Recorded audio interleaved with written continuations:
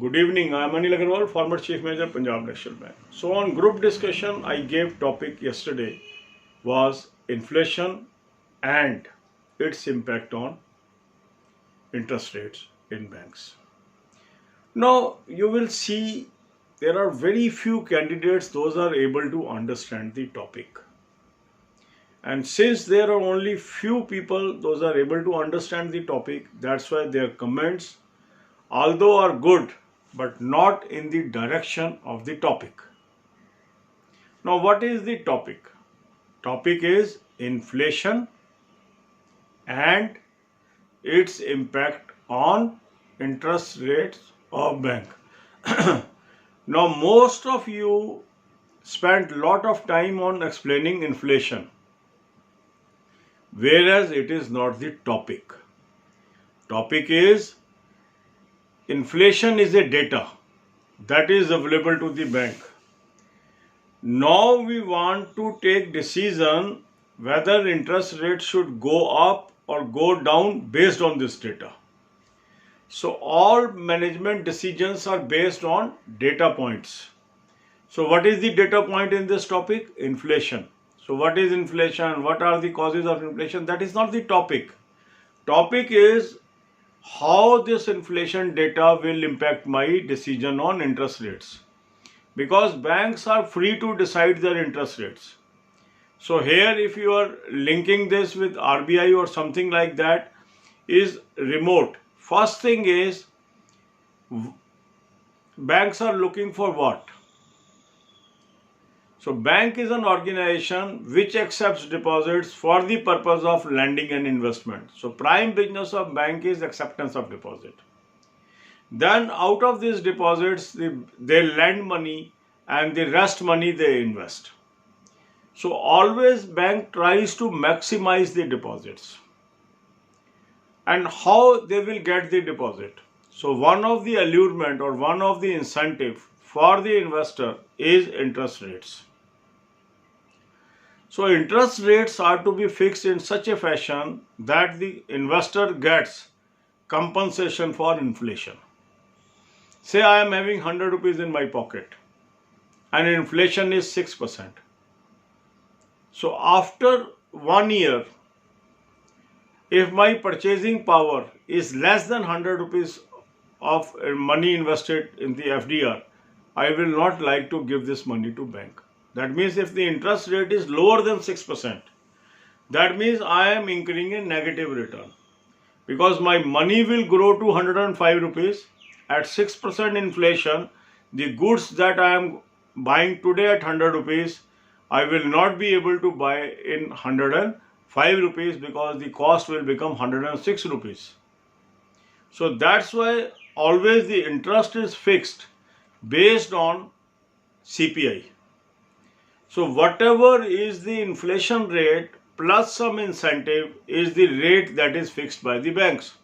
Say today if the interest rate is 5.25 of a bank and inflation has already reached 6%, that means now it is giving disincentive for a customer to put money in the bank. And why banks are giving disinvestment? Why banks are giving this disincentive?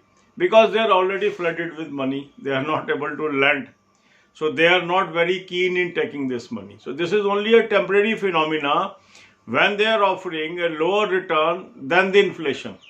But in normal days of business, when they are always needing the money, they will fix the interest rate that gives minimum compensation for inflation rate plus some incentive. So you will find in normal days, interest rates are always higher than inflation. But these are abnormal days and banks are not very keen in taking the money because lending is not picking up. So they are offering an interest rate which is disincentive to the customer.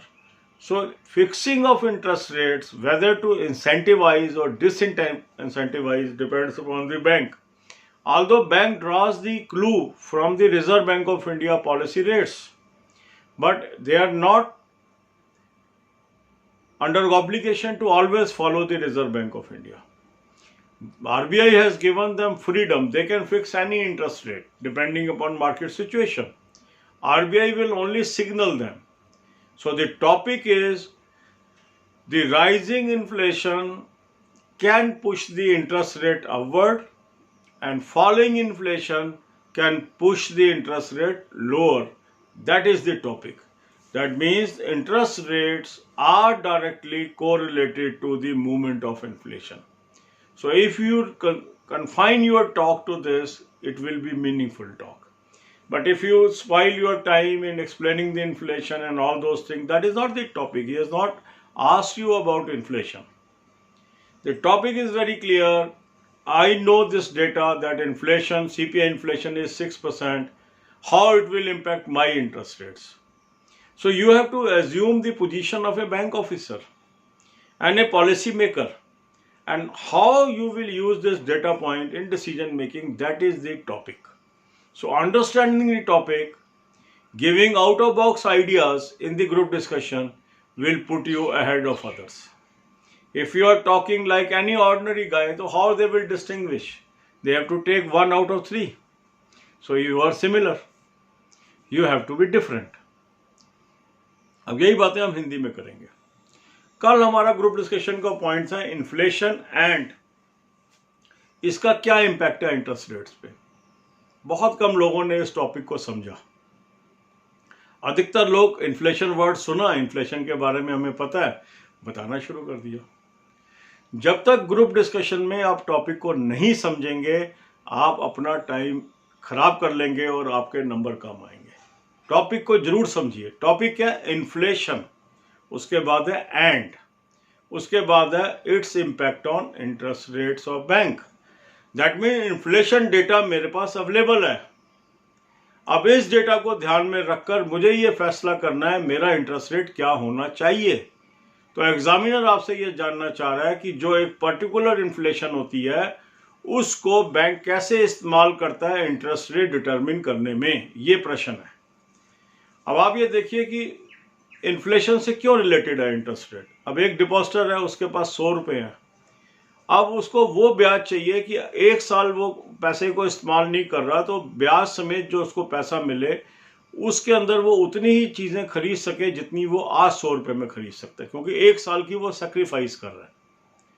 तो मान लीजिए inflation चल रहा है 6% और bank interest दे रहा है 5%.